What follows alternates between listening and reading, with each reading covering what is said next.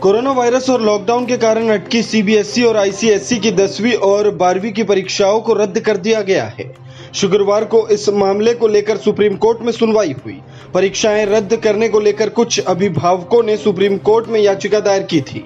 वहीं 3 राज्यों ने भी कहा था कि प्रदेश में लगातार कोरोना के मामले बढ़ रहे हैं, जिसके चलते परीक्षाएं अभी नहीं कराई जा सकती है। सुप्रीम कोर्ट ने सीबीएसई की परीक्षा रद्द करने और असेसमेंट प्रक्रिया की स्कीम को मंजूरी दे दी है। अब बोर्ड पेंडिंग परीक्षाओं के लिए स्टूडेंट्स के रिजल्ट आयोजित हो चुके एग्जाम और इंटरनल असेसमेंट के आधार पर जारी करेगा। उत्तर प्रदेश बोर्ड शनिवार को 10वीं और 12वीं कक्षा के परिणाम घोषित करेगा। शनिवार दोपहर 12 बजे तक परिणाम जारी कर दिए जाएंगे। उप मुख्यमंत्री दिनेश शर्मा एक प्रेस कॉन्फ्रेंस के दौरान परिणाम की घोषणा करेंगे। सोशल डिस्टेंसिंग को ध्यान में रखते हुए कॉन्फ्रेंस वर्चुअल होगी। इस साल परीक्षा में 56 लाख से ज्यादा छात्र शामिल हुए हैं। यूपी बोर्ड ने लॉकडाउन के दौरान रिकॉर्ड समय में 1,20,000 शिक्षकों ने 56 लाख छात्रों की 3.5 करोड़ आंसर शीट का मूल्यांकन भी किया। भूटान से पानी को लेकर हुआ विवाद अब सुलझ गया है।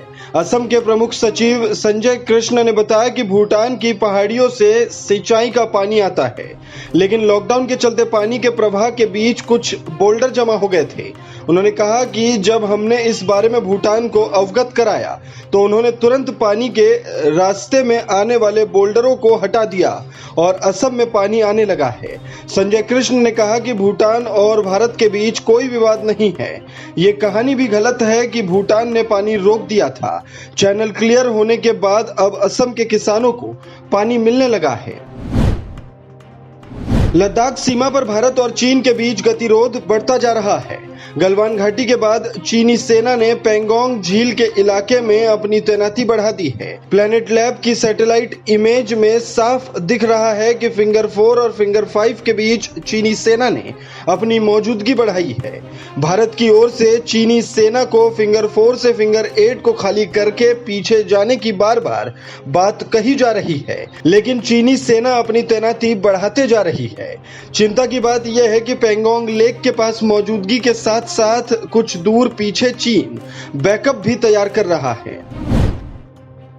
लद्दाख सीमा के गलवान घाटी में भारत और चीनी सैनिकों के बीच हुई हिंसक झड़प के बाद कांग्रेस लगातार केंद्र की मोदी सरकार पर हमलावर है। कांग्रेस की ओर से सरकार पर लगातार इस बात का दबाव डाला जा रहा है कि वो चीन के साथ सीमा विवाद पर देश को सच बताए। कांग्रेस अध्यक्ष सोनिया गांधी ने सोशल मीडिया पर कांग्रेस की ओर से चलाए जा रहे अभियान speak up for our jawans में अपने वीडियो संदेश में कहा कि सरकार को हमें बताना चाहिए कि चीन की ओर से अतिक्रमण की गई हमारी जमीन कब और कैसे हमारे लिए बहाल की जाएगी। देश भर में कोरोना वायरस के आंकड़ों में तेजी से इजाफा हो रहा है। कोरोना के बढ़ते प्रकोप को देखते हुए इंटरनेशनल कॉमर्शियल पैसेंजर सर्विसेज को 15 जुलाई तक के लिए सस्पेंड कर दिया गया है। डीजीसीए ने शुक्रवार को अधिसूचना जारी करते हुए 15 जुलाई तक के लिए अंतर्राष्ट्रीय यात्रा पर पाबंदी लगा दी है। नागरिक उड्डयन मंत्री हरदीप सिंह पुरी ने स्पष्ट किया था कि कोरोना वायरस संक्रमण की चाल यदि अनुमान के मुताबिक रहती है तो जुलाई में इस बारे में निर्णय लिया जा सकता है कि कब से इंटरनेशनल फ्लाइट खोले जाएंगे। करोड़ों मजदूर कोरोना संकट और लॉकडाउन की वजह से अपने घरों को वापस लौट आए हैं। अब उत्तर प्रदेश सरकार की ओर से सूबे में वापस लौटे मजदूरों को यहां ही काम दिया जा रहा है। शुक्रवार को प्रधानमंत्री नरेंद्र मोदी ने यूपी सरकार के आत्मनिर्भर यूपी रोजगार अभियान की शुरुआत की। प्रधानमंत्री नरेंद्र मोदी ने अपने संबोधन में कहा कि हमने अपने जीवन में उतार चढ़ाव देखे हैं। सामाजिक जीवन में कई तरह की कठिनाई आती है। किसी ने नहीं सोचा था कि पूरी दुनिया पर एक साथ इतना बड़ा संकट आएगा। सीएम योगी ने वादा किया था ऐसे लोगों के उनके घर के पास ही रोजगार देने की कोशिश की जाएगी। दिल्ली में कोरोना वायरस के मामले लगातार बढ़ते जा रहे हैं, लेकिन मुख्यमंत्री अरविंद केजरीवाल ने कहा कि प्रदेश में लगभग 74,000 से ज्यादा केस के बावजूद स्थिति फिलहाल नियंत्रण में है। केजरीवाल ने साथ ही कहा कि दिल्ली में टेस्टिंग को 3 गुना कर दिया गया है और इसके बावजूद मामलों में ज्यादा बढ़ोतरी नहीं है। सीएम ने लोगों से चिंता न करने की अपील की। केजरीवाल ने कहा, हमारी सरकार की ओर से कोरोना को रोकने के लिए 2 कदम उठाए गए हैं। पहला प्लाज्मा थ्योरी और दूसरा ऑक्सीजन के लेवल को बनाए रखना।